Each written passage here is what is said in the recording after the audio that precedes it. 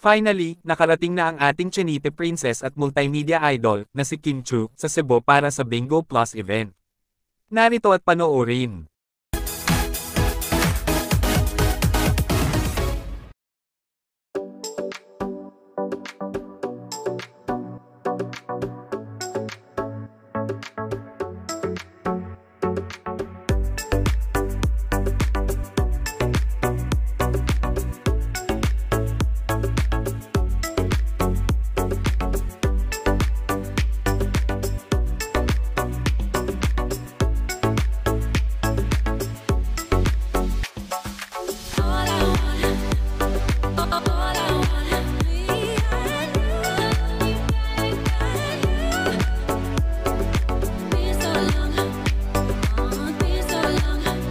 Kayo, anong masasabi nyo tungkol dito?